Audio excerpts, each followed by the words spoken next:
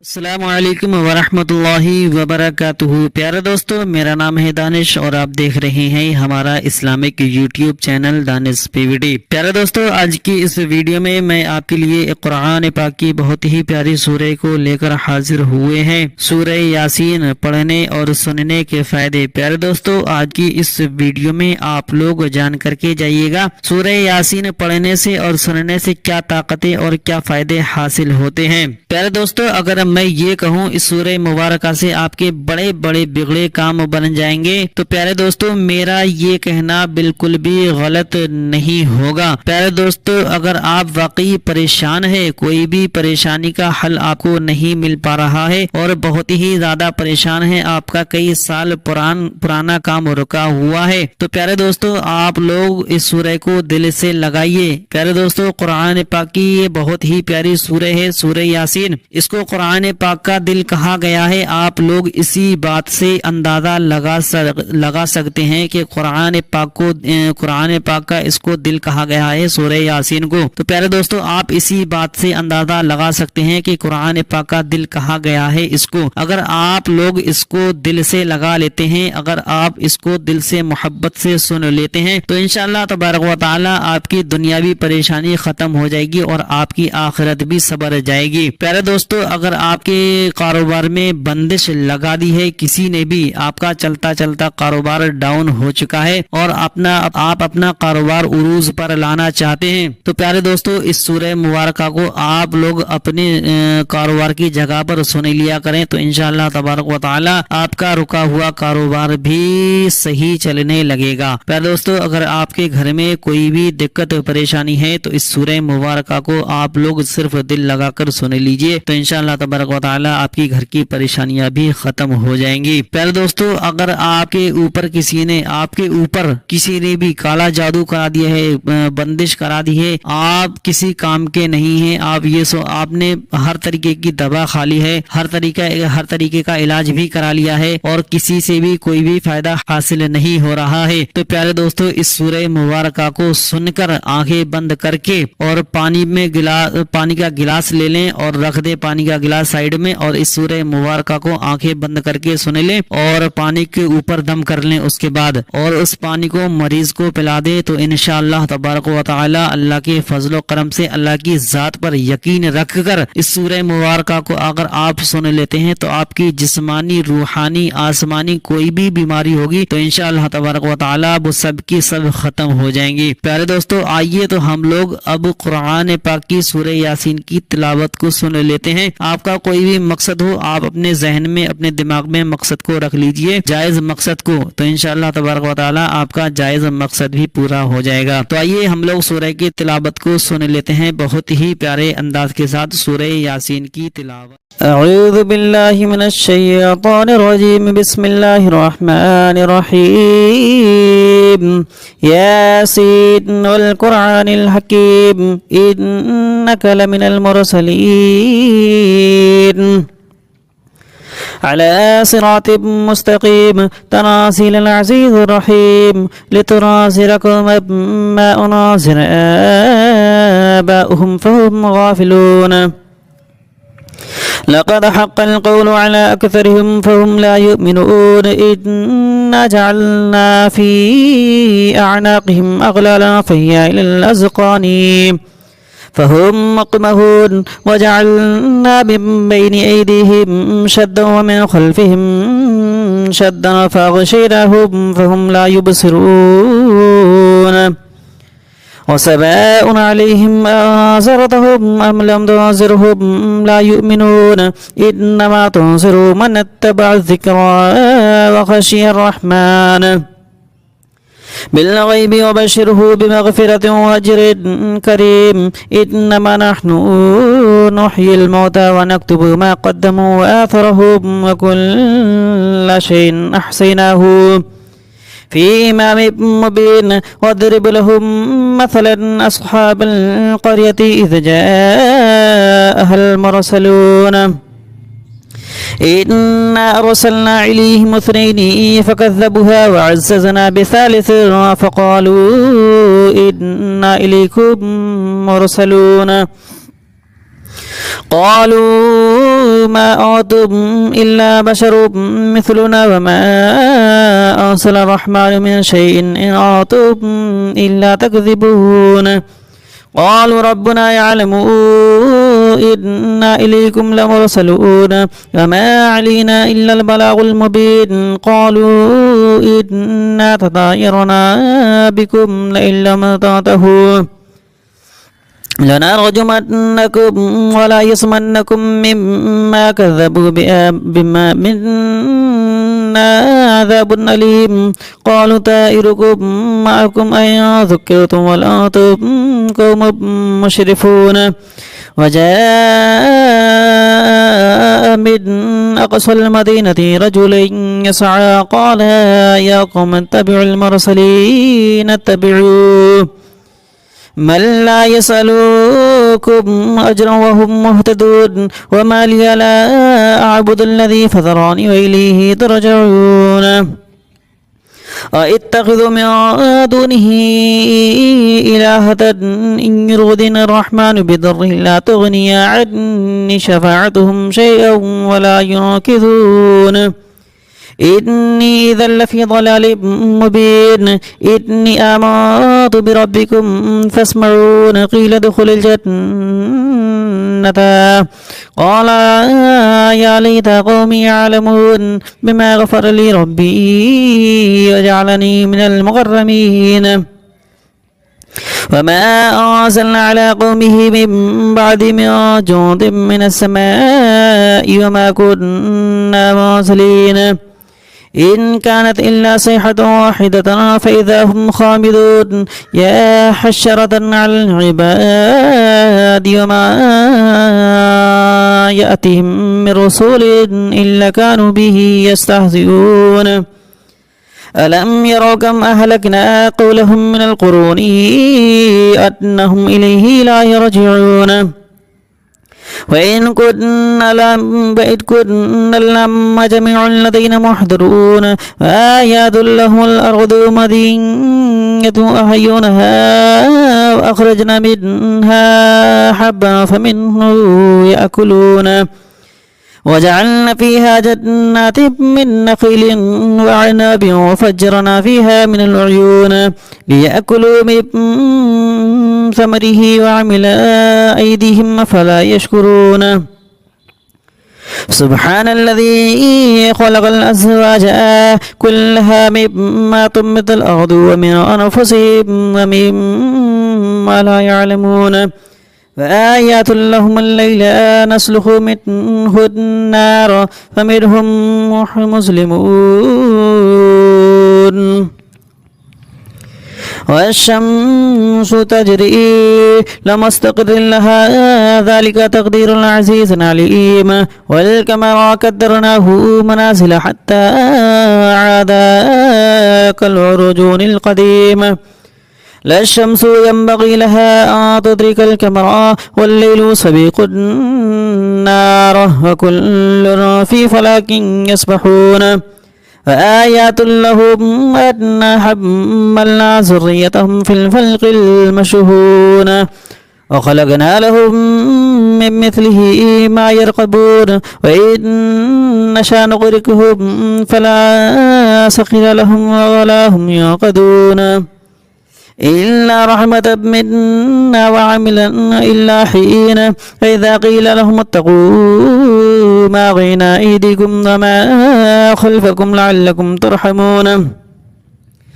وما تأتيهم من آيات من آيات ربهم إلا كانوا عنها معرضين وإذا قيل لهم آمنوا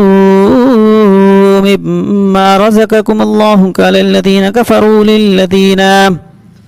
للذين آمنوا أن نطعموا من لو يشاء الله أطعمه إن أنتم إلا في ضلال مبين ويقولون متى هذا الوعد إن كنتم صادقين ما ينظرون إلا صيحة واحدة تأخذهم وهم يخصمون ولا يستطيعون توصية إلى أهلهم يرجعون ونفخ في الصور فإذا هم من أجداثه إلى ربهم لخاسرون قالوا يا ويلنا من بعثنا من مرقدنا هذا ما وعد الرحمن وصدق المرسلون إن كانت إلا صيحة واحدة فإذا هم جميع الذين محضرون فاليوم لا تظلمون نفسا شيئا ولا تجزون إلا ما كنتم تعلمون إن أصحاب الجنة اليوم في صغول فاكحون هم وأزواجهم في ضلال على الأرائك متقعون لهم فيها فاقحة ولهم ما يدعون سلام قول من رب رحيم وامتازوا اليوم أيها المجرمون لما أعهد إليكم يا بني آدم أن لا تعبدوا الشيطان إنه لكم عدو مبين وأن اعبدوني هذه صراط مستقيم ولقد أضل منكم جبلا كثيرا أفلم تكونوا تعقلون هذه جهنم الذي كنتم توعدون اصلوها اليوم بما كنتم تكفرون اليوم نختم على أفواههم وتكلمنا أيديهم وتشهد أرجلهم بما كانوا يكسبون ولو نشاء لطمسنا على أعينهم فاستبقوا صراطا فأنى يبصرون ولو نشاء لمسخناهم على مكاناتهم فما استطاعوا مضيا ولا يرجعون وما نعمر ننكسه في الخلق فلا يعقلون وما علمناه شعرا وما ينبغي له إن هو إلا ذكر وقرآن مبين لينذر من كان حيا ويحق القول على الكافرين أفلم يروا أنا صنعنا لهم من عملت أيدينا أنعاما فهم له مالكون وسللنا لهم ومنها ركوبهم ومنها يأكلون ولهم فيها منافع ومشارب فلا يشكرون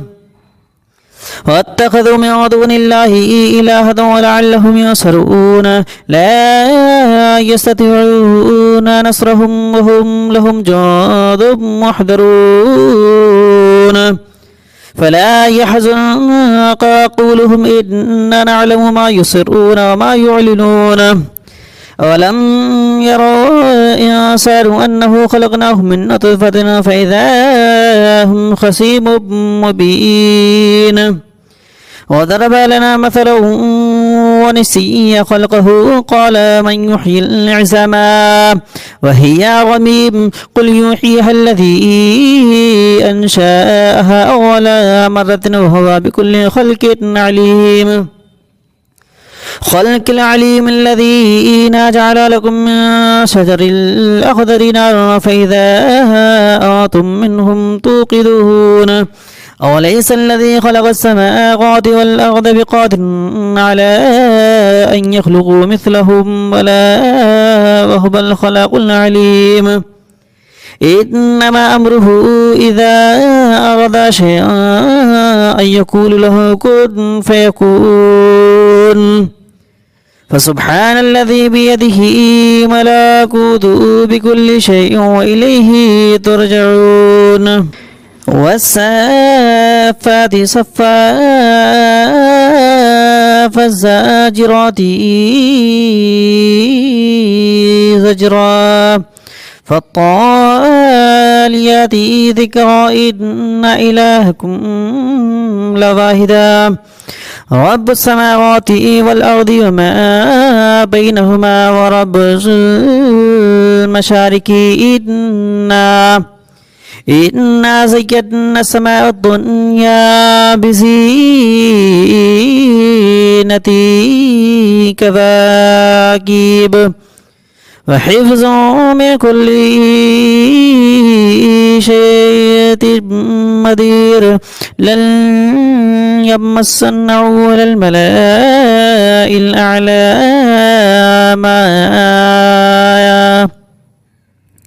إلى الملأ الأعلى ويقذفون من كل جنيب دحورهم عذاب وصيف إلا من خطف الخطفة فأتبعه شراب سقيم فاستفتهم أهم أشد القول أم من خلقنا إنا خلقناكم من طين لازليب والعجب ويسخرون وإذا ذكروا لا يذكرون وإذا رأوا آيات يستسخرون ويقولون إن هذا إلا سحر مبين أإذا متنا وكنا ترابا وعظاما أإنا لمبعوثون فآباؤنا الأولون قل نعم وأنتم داخلون فإنما هي زجرات واحدة فإذا هم ينصرون ويقولون يا ويلنا هذا يوم الدين هذا يوم الفصل الذي كنتم به تكذبون احشروا الذين ظلموا وأزواجهم وما كانوا يعبدون من دون الله فاهدهم إلا صراط جحيم وقفوهم إنهم مسؤولون ما لكم لا تناصرون ولهم يوم المستسلمون وأقبل بعضهم على بعض يتساءلون قالوا إن كنتم تأتوننا عن اليقين قالوا ولم تكونوا المبين وما كان لنا عليكم من سلطان بل كنتم قوما طاغين فحق علينا قول ربنا إنا لكاذبون فأغويناكم إنا كنا غاوين فإنهم يومئذ في العذاب مشتركون إنا كذلك نفعل بالمجرمين إنهم قالوا إذا قيل لهم لا إله إلا الله يستكبرون ويقولون أئنا لتاركو آلهتنا لشاعر مجنون بل جاء بالحق وصدق المرسلين إن كنتم لذائق العذاب الأليم وما تجزون إلا ما كنتم تعملون إلا عباد الله المخلصين أولئك لهم رزق معلوم فباقهم مرقمون في جنات النعيم على سرور متقابلين يطاف عليهم بقاسم من مريد بيضاء لذة للشاربين لا فيها غول ولا هم عنها ينزفون وعند لهم قاصرات الطرف عين كأنهن بيض مكنون فالقى بعضهم على بعض يتساءلون قال قائلكم منه إني كان في قرين يقولون إن من المصدقين أإذا متنا وكنا ترابا وعظاما أإنا لماديون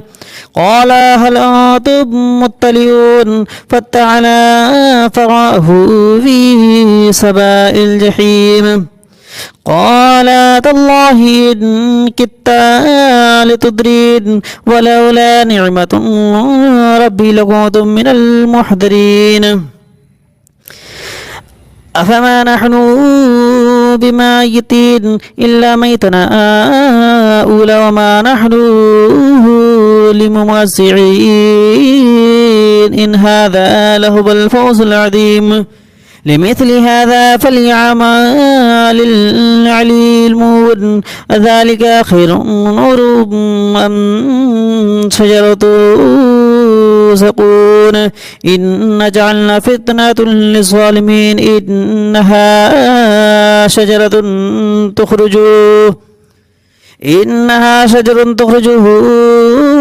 في أصل الجحيم